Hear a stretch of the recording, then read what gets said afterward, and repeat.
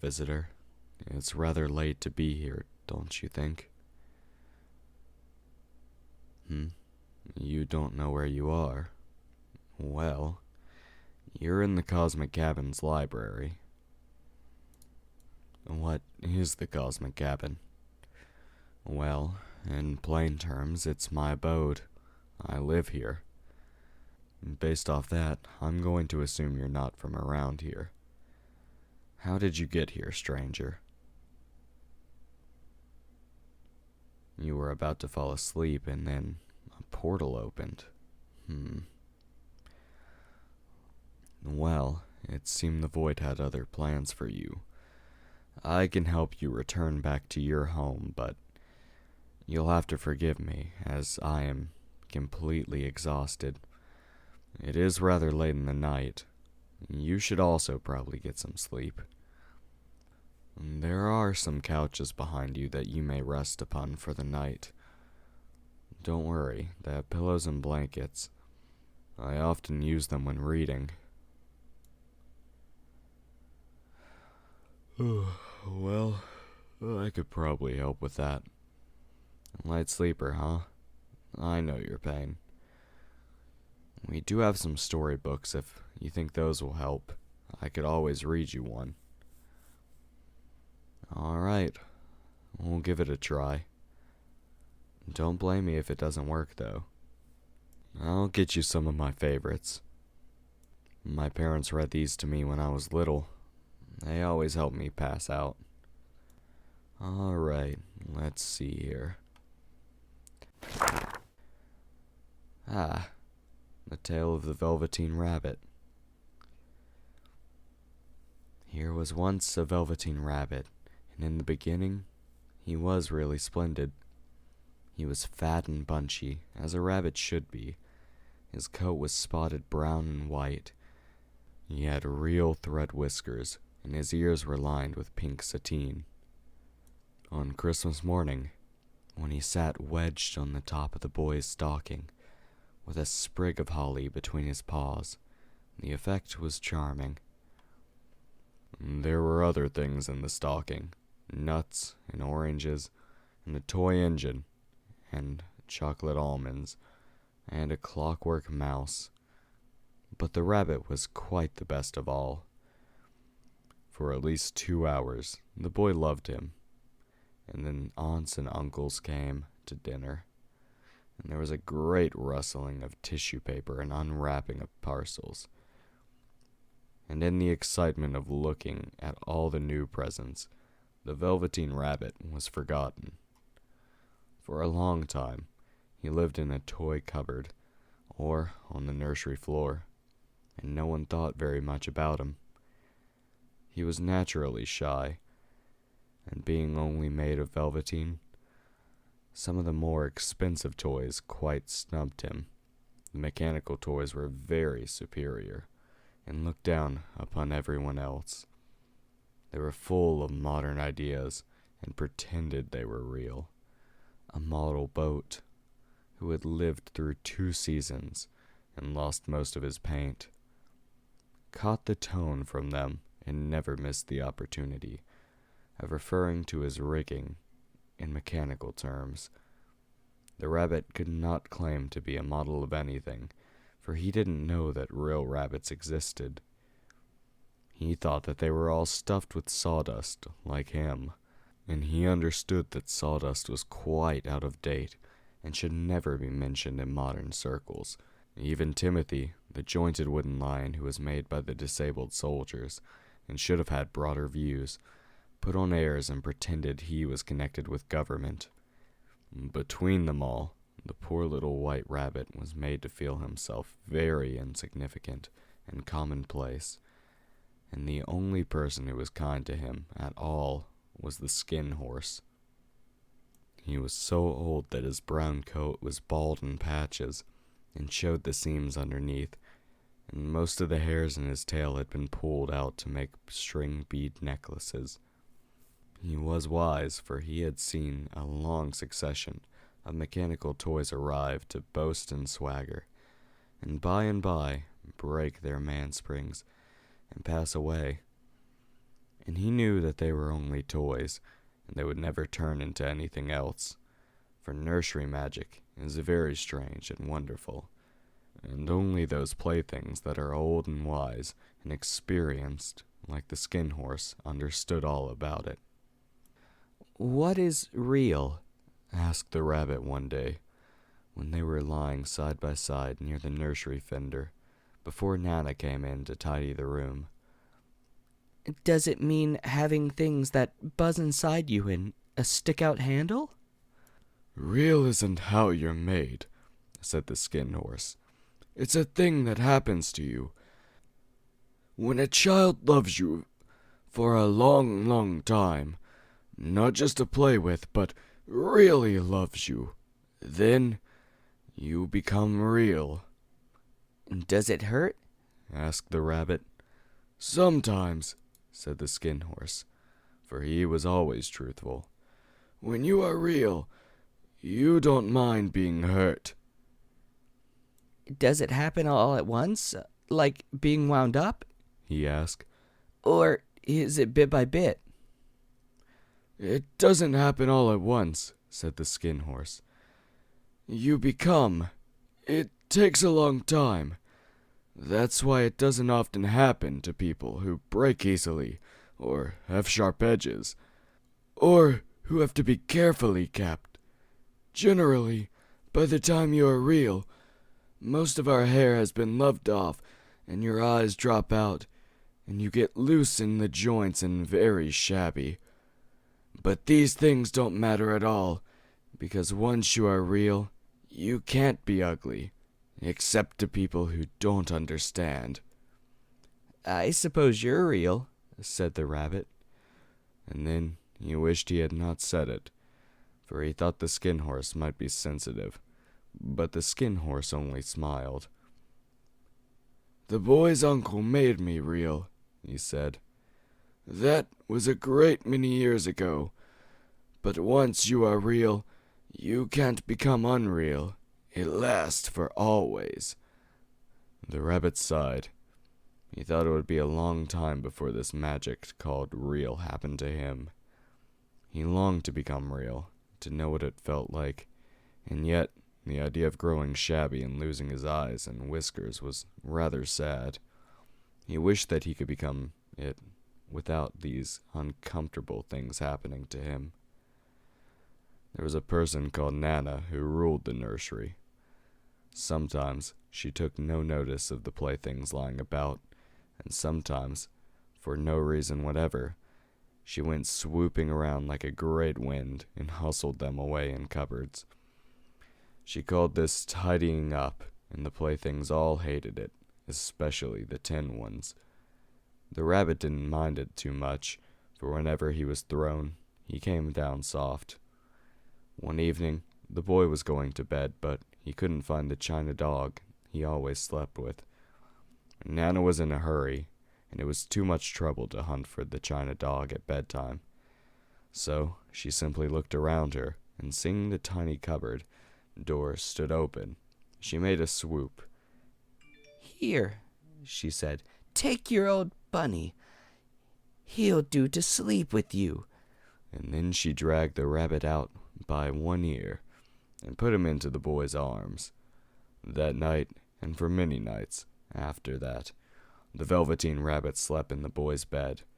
At first he found it rather uncomfortable, for the boy hugged him up very tight, and sometimes he rolled over on him, and sometimes he pushed him so far under the pillow that the rabbit could scarcely breathe.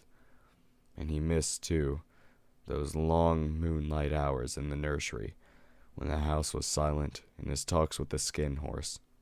But very soon he grew to like it, for the boy used to talk to him, and made nice tunnels for him under the bedcloths, that he said were very like the burrows that real rabbits lived in. And they had splendid games together, and whispers when Nana had gone away to her supper and left the nightlight burning on the mantelpiece, and when the boy dropped off to sleep, the rabbit would snuggle down close under his arms and warm his little chin and dream with the boy's hands clasped around him all night long. And so time went on, and the little rabbit was very happy.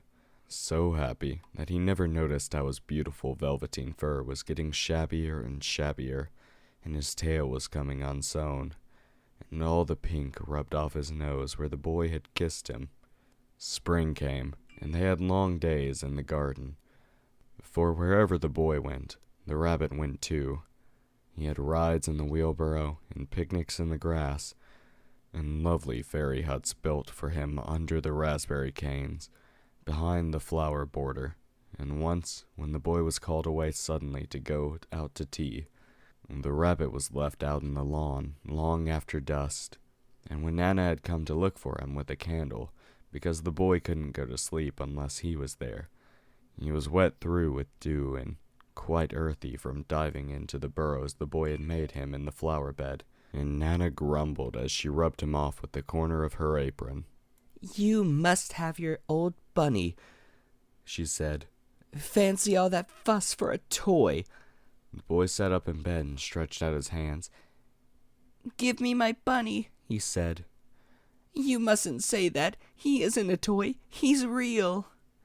And then, when the little rabbit heard that, he was happy, for he knew that what the skin horse had said was true at last. The nursery magic had happened to him, and he was no longer a toy. He was real. The boy himself had said it. And that night, he was almost too happy to sleep, and so much love stirred in his little sawdust heart that it almost burst, and into his boot-button eyes that had long since lost their polish, there came a look of wisdom and beauty, so that even Nana noticed it next morning when she picked him up and said, "I declare that old bunny hasn't got quite a knowing expression." "Oh, these people are British. Huh, that explains why they talk so funny." That was a wonderful summer. Near the house where they had lived, there was a wood, and in the long June evenings that the boy liked to go out there after tea and play, he took the Velveteen Rabbit with him, and before he wandered off to pick flowers or play at the brigands among the trees, he always made the rabbit a little nest somewhere back in the bracken, where he could be quite cozy, for he was a kind-hearted little boy, and he liked Bunny to be comfortable. One evening, while the rabbit was lying there alone, watching the ants that ran to and fro, there were rabbits like himself, but quite furry and brand new. They must have been very well made, for their seams didn't show at all, and they changed shape in quite a queer way when they moved. One minute they were doing long and thin, and the next fat and bunchy, instead of always staying in the same old like he did. Their feet patted softly on the ground as they crept quite close to him, twitching their noses, while the rabbit stared hard to see which side of the clockwork struck out, for he knew that people who jump generally have something to wind them up, but he couldn't see it. They were evidently a new type of rabbit altogether. They stared at him, and the little rabbit stared back. All the time their nose twitched. "Why don't you get up and play with us?" one of them asked. "I don't feel like it," said the rabbit, for he didn't want to explain that he had no clockwork. "Oh," said the furry rabbit, "it's as easy as everything," and he gave a big hop sideways and stood on his hind legs. "I don't believe you can," he said. "I can," said the little white rabbit. "I can jump higher than anything." He meant when the boy threw him, but of course he didn't want to say so. "Can you hop on your hind legs?" asked the furry rabbit. And that was a dreadful question, for the Velveteen Rabbit had no hind legs at all. The back of him was all made in one piece, like a pin-cushion. He sat still in the bracken and hoped all the other rabbits wouldn't notice. "I don't want to," he said again. But the wild rabbits have quite sharp eyes, and this one stretched out his neck and looked. "Oi, he hasn't got hind legs," he said. "Fancy a rabbit without hind legs." And he began to laugh. "I have," cried the little rabbit. I got hind legs. I'm sitting on them. He doesn't smell right, he exclaimed. He isn't a rabbit at all. He isn't real. I am real, said the little rabbit. I am real. The boy said so. And he nearly began to cry. And just then there was the sound of footsteps, and the boy ran past near them. And with a stamp of feet and a flash of white tails, the two strange rabbits disappeared. Come back and play with me. Play with me, cried the little rabbit. Oh, do come back. I know I am real. But there was no answer. Only the little ants ran to and fro, and the bracken swayed gently from where the two strangers had passed, and the Velveteen Rabbit was all alone. Oh dear, he thought. Why did they run away like that? Why couldn't they stop and talk to me? For a long time, he lay very still and watched the bracken, and hoped they would come back, but they never returned. And presently, the sun sank lower, and little white moths began to flutter out, and the boy came and carried him home. And weeks passed, and the little white rabbit grew very old and shabby, but the boy loved him very much. He loved him so much that he loved all the whiskers off him, and the pink lining of his ears turned gray, and his little brown spots began to fade. He even began to lose his shape, and he was scarcely looking like a rabbit anymore, except to the boy. To him, he was always beautiful, and that was all the little rabbit cared about. He didn't mind how he looked to other people, because the nursery magic had made him feel real. And when you are real, shabbiness doesn't matter. And then one day, the boy was ill. His face grew very flushed, and he talked in his sleep, and his little body was so hot that it burned the rabbit when he held him close. Strange people came and went in the nursery. The light burned all night, and through it, the little Velveteen Rabbit lay, hidden from sight under the bedclothes, and he never stirred, for he was afraid that if he was found, someone might take him away, and he knew the boy needed him. It was a long and weary time, for the boy was too ill to play, and the rabbit found it rather dull, with nothing to do all day long. But he snuggled down patiently, and looked forward to the time when the boy should be all well again, and they would go out in the garden amongst the flowers and the butterflies, and play splendid games in the raspberry thicket like they used to. All sorts of delightful things he had planned, and when the boy lay half asleep, he crept up close on the pillow and whispered them in his ear. And presently the fever turned, and the boy got better. He was able to sit up in his bed and look at picture books, while the little rabbit cuddled close to his side. And then, one day, they let him get up and dress. It was a bright, sunny morning, and the window stood up wide open. They carried the boy out to the balcony, wrapped in a shawl, and the little white rabbit lay tangled up amongst the bedclothes, thinking. The boy was going to the seaside tomorrow. Everything was arranged, and now it only remained to be carried out by the doctor's orders. They talked about it all, while the little rabbit lay under the bedclothes, with just his head peeped out, and listened. The room was to be disinfected, and all the books and toys the boy had played with, and the bed must be burnt. Hurrah, thought the little rabbit. Tomorrow we shall go to the seaside. For the boy had often talked of the seaside, and he wanted very much to see the big waves coming in, and the tiny crabs and the sand castles. And just then, Nana caught sight of him. How about this old bunny? She asked. That? Said the doctor. Why, it's a mass of scarlet fever germs. Burn it at once. What? Nonsense. Get him a new one. He mustn't have that one any more. And so, the little rabbit was put into a sack with the old picture books and a lot of rubbish, and carried out to the end of the garden behind the fowl house. That was a fine place to make a bonfire, only the gardener was too busy just then to attend it. He had the potatoes to dig and the green peas to gather, but the next morning he promised to come quite early and burn the whole lot. That night the boy slept in a different bedroom and had a new bunny to sleep with him. It was a splendid bunny, all white plush with real glass eyes, but the boy was too excited to care very much about it, for tomorrow he was going to the seaside, and that in itself was such a wonderful thing that he could think of nothing else. And while the boy was asleep, dreaming of the seaside, the little rabbit lay among the old picture books in the corner behind the fowl house, and he felt very lonely.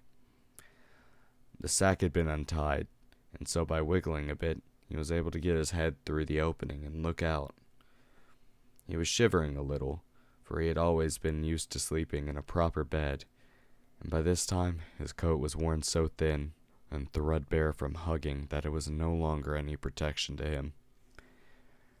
Nearby, he could see the thicket of raspberry canes growing tall and close like a tropical jungle, in whose shadow he had played with the boy on bygone mornings.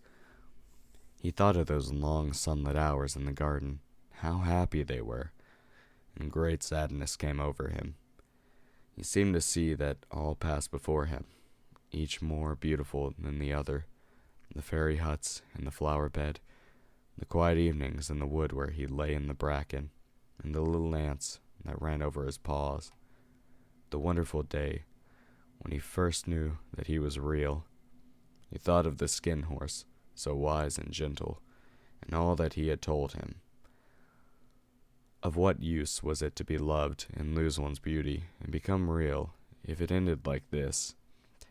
A tear, a real tear, trickled down his little shabby velvet nose and fell to the ground. And then a very strange thing happened, for where the tear had fallen, a flower grew out of the ground, a mysterious flower, not at all like any that grew in the garden. It had slender green leaves and the color of emeralds, and in the center of the leaves a blossom like a golden cup. It was so beautiful that the little rabbit forgot to cry and just lay there watching it. And presently the blossom opened, and out of it stepped a fairy. She was quite the loveliest fairy in the whole world. Her dress was of pearl and dewdrops, and there were flowers around her neck and hair, and her face was like the most perfect flower of all. And she came to the little rabbit and gathered him up in her arms and kissed him on his velveteen nose that was so damp from all his crying. "Little rabbit," she said, "don't you know who I am?" The rabbit looked up at her, and it seemed to him that he had seen her face before, but couldn't think of where. "I am the nursery magic fairy," she said. "I take care of all the playthings that the children have loved. When they are old and worn out, and the children don't need them anymore, then I come and take them away with me and turn them real." "Wasn't I real before?" asked the little rabbit. "You were real to the boy," said the fairy, "because he loved you, and you shall be real to everyone." And she held the little rabbit close in her arms and flew with him into the wood. It was light now, for the moon had risen, and all the forest was beautiful, and the fronds of the bracken shone like frosted silver. In the open glade between the tree trunks, the wild rabbits danced with their shadows on the velvet grass, but when they saw the fairy, they all stopped dancing and stood in a ring around her. "I've brought you a new playfellow," the fairy said, "and you must be very kind to him and teach him all he needs to know in Rabbitland, for he is going to live with you forever and ever." And she kissed the little rabbit and set him down on the grass. "Run and play, little rabbit," she said. But the little rabbit sat quite still for a moment and never moved, for when he saw all the wild rabbits dancing around him, he suddenly remembered about his hind legs, and he didn't want them to see that he was made in one piece. He did not know that when the fairy kissed him the last time, she changed him altogether, and he might have sat there a long time, too shy to move, if something hadn't tickled his nose. Before he thought what he was doing, he lifted his hind toe to scratch it, and he found that he actually had hind legs instead of dingy velveteen. He had brown fur, soft and shiny. His ears twitched by themselves, and his whiskers were so long they brushed the grass. He gave one leap, and the joy of using those hind legs was so great that he was springing around the turf on them, jumping sideways and whirling round, as others did, and he grew so excited that, when at last he did stop to look for the fairy, she was gone. He was a real rabbit, at last, at home with the other rabbits. Autumn passed, and winter, and in the spring, when the days grew warm and sunny, the boy went out to play in the woods behind the house. And when he was playing, 2 rabbits crept up from the bracken and peeped at him. One of them brown all over, and the other had strange markings under his fur, as though, long ago, he had been spotted, and the spots still showed through. In his little soft nose and round black eyes, there was something familiar that the boy thought to himself, "Why, he looks just like my old bunny that was lost when I had scarlet fever." But he never knew it was really his own bunny come back to look at the child who had helped him be real. Well, I know for sure I'm tired. You've got your eyes closed, but I can't quite tell if you're asleep or not. I'll leave you to be. In the morning, I'll come back and get you. We'll have breakfast, and then I'll send you home. Rest well, traveler. See you tomorrow.